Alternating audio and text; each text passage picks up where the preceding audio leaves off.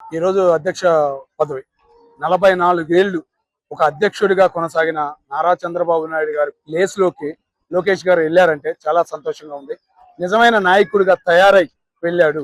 ఎన్నో విమర్శలు ఎదుర్కొని పాదయాత్ర చేసి యువగలం అంటే ఏంటి సొసైటీకి చూపించి టీడీపీ అంటే ఏంటి మరో 10 తరాలకు గుర్తుండేలాగా ఒక నాయకుడి లక్షణాలతో ఈ రోజు ప్రమాణ స్వీకారం చేశాడు.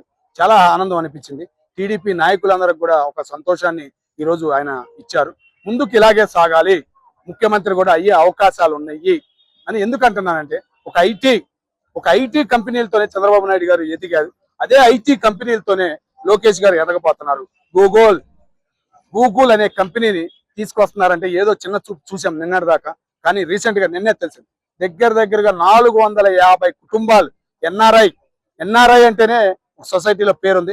అటువంటి కుటుంబాలు అమెరికాని విడిచిపెట్టేసి రాబోతున్నారు ఆంధ్ర అంటే సంతోషం అనిపిస్తుంది. ఇంకా 6 నెలలు 7 నెలల్లో గూగుల్ ఆంధ్రాకి ఎందుకు వచ్చిందిరా అని విమర్శలు చేసే వాళ్ళందరికీ ఎదురుగా చూపిపోతున్నాడు. ఎందుకంటే ప్రపంచం మొత్తం గూగుల్ కంపెనీలు మొత్తం ఇక్కడికి రాబోతున్నాయి. ఫ్యూచర్ కనబడబోతుంది అమరావతికి, ఆంధ్ర రాష్ట్రానికి. అటువంటి టైంలో ఈయన అధ్యక్షుడు అవటం టీడీపీ పార్టీని ముందుకు నడుపుతాడు. పవన్ కళ్యాణ్ గారు లాంటి ఒక మంచి స్నేహితుడితో రాజకీయ అనుభవంతో ఇద్దరు ముందుకు కొనసాగుతారని. కార్యకర్త నాయకుడు ఇద్దరిని గుర్తించే పార్టీ ఏది అంటే తెలుగుదేశం పార్టీ. కర్మ కనుక చెప్పాను. ఎందుకంటే చిన్న ఒక కార్యకర్త నుంచి ఒక పల్లెటూరులో తెలుగుదేశం అంటే పడిచొచ్చే ఒక కార్యకర్తని గుర్తించాడంటే చంద్రబాబు నాయుడు గారు ఆశ్చర్యం అనిపించింది నాకు.